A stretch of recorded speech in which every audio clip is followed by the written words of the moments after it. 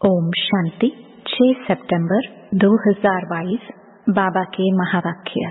मीठे बच्चे, दूरांदेशी विशाल बुद्धि बन सर्विस करनी है।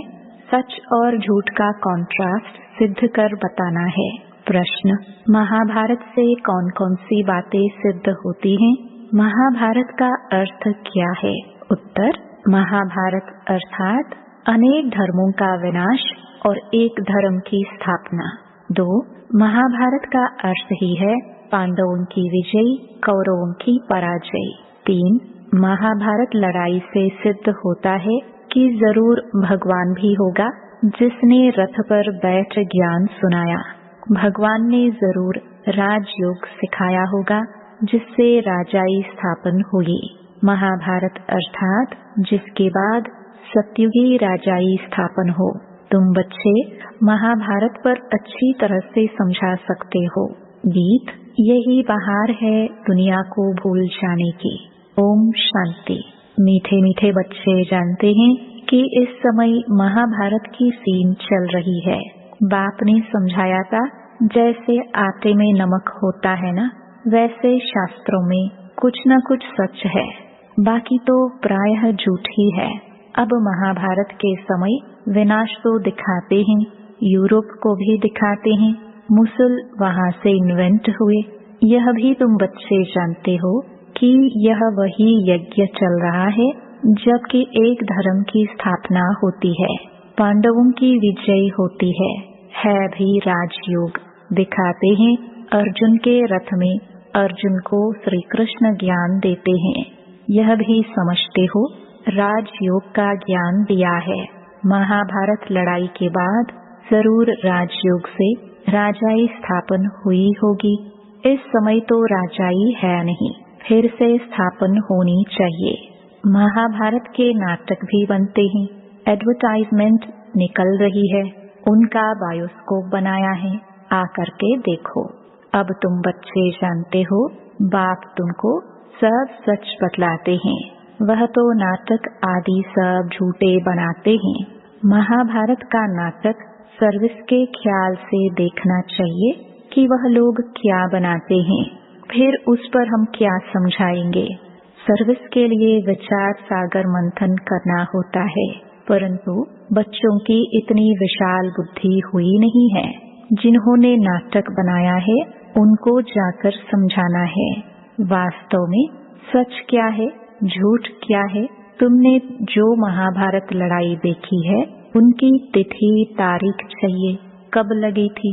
जैसे कण कण में भगवान का नाटक बनाया है तो जाकर देखना चाहिए क्या दिखाते हैं। बच्चों की बड़ी दूरांदेशी विशाल बुद्धि होनी चाहिए। वास्तव में सच क्या है उसके पर्चे छपवाने चाहिए। सच तो वही है जो प्रैक्टिकल चल रहा है। नाटक सब झूठे कैसे हैं, सो आकर समझो। यह समझने से भी तुम सचखंड के मालिक बन सकते हो, ईश्वर से वर्षा ले सकते हो। ऐसे ऐसे सर्विस के ख्यालात आने चाहिए। सर्वोदय वालों से भी कोई कोई मिलते हैं, परंतु उसमें भी बड़ी विशाल बुद्धि चाहिए। उनको समझाना चाहिए सर्व माना सारी सृष्टि पर दया करना। सो तो ब्लिसफुल एक ही बाप है, वही सर्व पर दया करते हैं। आज से 5000 वर्ष पहले भारत स्वर्ग था, सर्व सुख थे। अभी कलयुग के अंत में इतने दुख हैं, भ्रष्टाचार है। सारी दुनिया पर तो दया एक बेहद का बाप ही करते हैं। जरूर मैं जानता हूँ तब तो बतलाता हूँ। सर्वोदया इसमें सारी दुनिया की बात है। अब भगवान कैसे सर्व पर दया करते हैं सो आकर समझो। अब कलयुग का अंत है, महाभारत लड़ाई भी है। जरूर कोई है जो पतित दुनिया को पावन बनाने वाला है, जो सर्व आत्माओं का ब्लिसफुल वह ठहराना। इसमें ज्ञान की बुद्धि बड़ी अच्छी चाहिए। बाबा के पास तो समाचार मिलते हैं कि हम सर्वोदया लीडर से मिला, परंतु मिलने वाला बड़ी विशाल बुद्धि वाला चाहिए। बाबा ने देखा कि कोई ने विशाल बुद्धि की बात नहीं की है, पहले तो उनको बताना चाहिए कि सारी दुनिया में दुख अशांति है। यह दुख धाम है तो जरूर पहले सुख धाम शांति धाम था। बच्चों ने यह भी उनको बताया नहीं। भारत की बड़ी महिमा करनी चाहिए।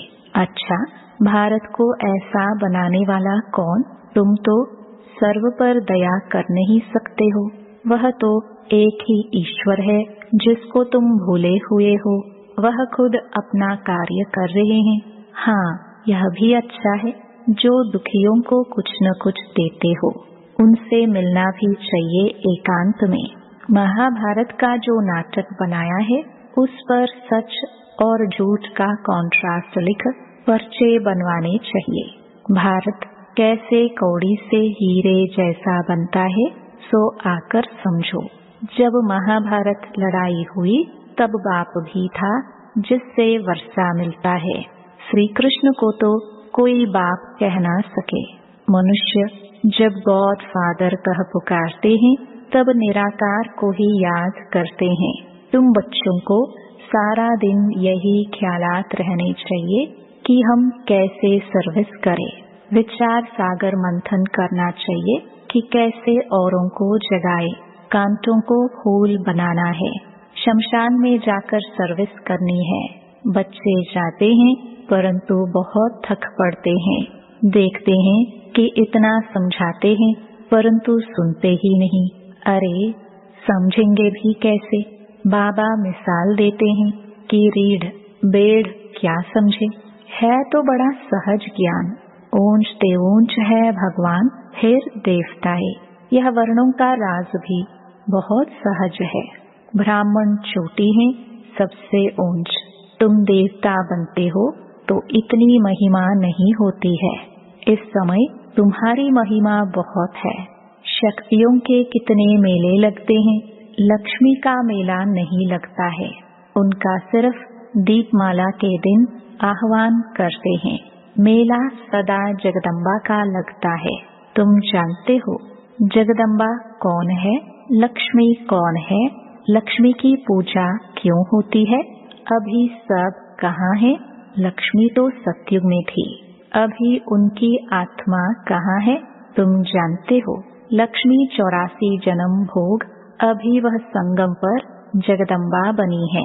एडॉप्ट कर फिर उनका नाम बदला जाता है। बहुत बच्चे कहते हैं हमको बाबा ने एडॉप्ट किया है, हमारा नाम क्यों नहीं बदला जाता है? बाबा कहते हैं क्या करूं, नाम तो बदलूं, परंतु नाम को बट्टा लगा देते हैं, बदनाम कर देते हैं। नाम भी बहुत फर्स्ट क्लास मिले थे। तुम प्रजापिता ब्रह्मा कुमार कुमारियां कहलाते हो ना। भल शरीर निर्वाह अर्थ धंधे आदि भी वह नाम चलाना पड़ता है। तुम तो कहेंगे हमारा तो अब यह नाम है, फिर भी एड्रेस घर की देनी होती है। बुद्धि में है हम ब्रह्मा कुमार कुमारी हैं, यहाँ बैठे हैं। साथ में शिव बाबा ब्रह्मा बाबा है। वहाँ बाहर मित्र संबंधियों को देखते हो तो वह नाम याद आ जाता है। वह नाम भी लिखना पड़ता है, नहीं तो समझ भी न सके तो गृहस्थ व्यवहार में जाने से फिर भूल जाते हैं। उसमें रहते अपने को शिव वंशी निश्चय कर उस याद में रहना पड़े। मेहनत है, इसलिए बाबा लिखते हैं चार्ट रखो। लौकिक संबंधी होते हुए भी पारलौकिक को याद करते रहें, इसमें मेहनत है। यह नई बात है ना। अब महाभारत नाटक में रथ भी तो दिखाएंगे, संस्कृत श्लोक भी जरूर बोलेंगे। देखना चाहिए कि क्या क्या बतलाते हैं, फिर उस पर ही लिखना चाहिए। सर्विस का ख्याल रहना चाहिए, परिचय देना है। यह बातें जानने से तुमको सच्चा महाभारत लड़ाई का ज्ञान मिल जाएगा। बाबा कुछ भी सुनते हैं तो ख्याल चलता है ना। तुम तो जानते हो यह छोटे छोटे मठ पंथ पिछाड़ी में निकलते हैं। झाड़ की आयु पूरी होने से सारा झाड़ ही सूख जाता है। तो यह सब जो भी धर्म वाले हैं वह कोई सतयुग में आने वाले नहीं हैं। बाकी जो कन्वर्ट हो गए हैं वह कहाँ न कहाँ से निकलते हैं। जितना जो जिसकी तकदीर में होगा वह लेंगे। खुद समझकर फिर औरों को भी समझाना है। प्रजा नहीं बनाई, बहुतों का कल्याण नहीं किया तो वर्षा क्या मिलेगा। कोई की शक्ल से ही पता पड़ जाता है कि इनको ज्ञान अच्छा लगता है। बात दिल से लगेगी तो कांध ऐसे हिलता रहेगा, नहीं तो इधर उधर देखते रहेंगे। बाबा जांच भी करते हैं कि यह नालायक है व लायक है। यह तो बेहद का बाप है ना। यह दादा भी समझते हैं ना, यह कोई भुट्टू बुद्धू तो नहीं। बाबा कब कह भी देते हैं, अच्छा इनको भुट्टू समझो। तुम्हें शिव बाबा ही सुनाते हैं, मुरली चलाते हैं, तो कई ऐसे समझ लेते हैं कि यह थोड़े कुछ जानते हैं। यह तो हमारे मुहाफिक ही हैं। अपना अहंकार आ जाता है, समझते हैं हम तो सेवा करते हैं, हम उनसे भी तीखे ठहरे। ऐसे कहते हैं दूरांदेशी नहीं है। बाबा की तो यह युक्ति है कि बच्चे शिव बाबा को याद करें। याद करने से ही विकर्म विनाश होंगे। इसमें देह अभिमान की तो बात ही नहीं। समझो शिव बाबा ने समाचार सुना, वही तुमको डायरेक्शन देते हैं, ऐसे ऐसे सर्विस करो, विचार सागर मंथन करो। सन्यासी आदि आगे चल बहुत निकलेंगे जो समझेंगे कि इन्हों को पढ़ाने वाला बेशक परमपिता परमात्मा है। श्री कृष्ण तो हो नहीं सकता, तुम सिद्ध कर देंगे। समझ सकते हैं राइट क्या है, रॉन्ग क्या है, रॉन्ग में कौन ले जाते हैं, राइट में कौन ले जाते हैं, यह तुम अभी समझते हो। यह कोई को थोड़े ही पता है कि रावण राज्य द्वापर से शुरू हुआ है, जो चला आ रहा है। रावण के चित्र पर भी समझाना है यह कब से शुरू हुआ है। डेट डालनी चाहिए कि यह रावण सबसे पुराना दुश्मन है। इन पर जीत पाने से तुम जगत जीत बन सकते हो। बाप सर्विस की अनेक प्रकार की युक्तियाँ बताते हैं, डायरेक्शन मिलते रहते हैं। ऐसे ऐसे पर्चों में लिखकर खूब बांटो और पॉइंट्स मिलती रहेंगी तीर लगाने की। आजकल नाटक देखने तो बहुत जाते हैं। पतित बनना यह गंदगी है ना। सब पतित हैं, पावन बन फिर पतित बन पड़ते हैं। बाबा कहते हैं काला मोह कर दिया। ऐसे तो बहुत होते हैं। बाबा तो समझ जाते हैं कि इनमें क्या ताकत है माया पर जीत पाने की। बाबा से पूछते हैं शादी करूं? बाबा तो समझ जाते हैं कि इनकी दिल है। बाबा कहेंगे मालिक हो, चाहे जहनुमा में जाओ चाहे क्षीर सागर में जाओ, मंजिल बहुत बड़ी है।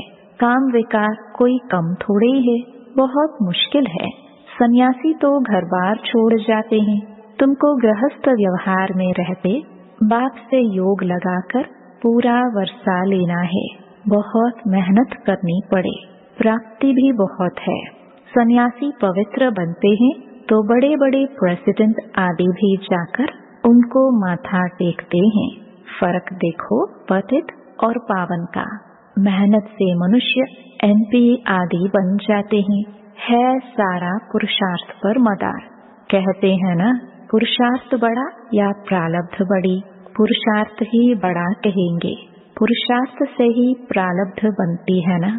कोई फिर समझते हैं प्रारब्ध में होगा तब तो पुरुषार्थ करेंगे, ड्रामा कराएगा, ऐसे समझकर बैठ जाते हैं। पहली मुख्य बात है ही बाप का परिचय देना। जास्ती बातों में टाइम वेस्ट नहीं करना है। एक पॉइंट को समझे तो लिखवाना है कि मैं बरोबर यह बात समझता हूँ।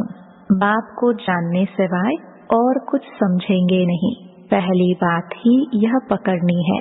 नहीं मानते हो तो जाओ अपना रास्ता लो। तुम कहते हो ना निराकार बाप सभी का बाप है, तो लिखो भगवान एक है, बाकी सब उनकी रचना है।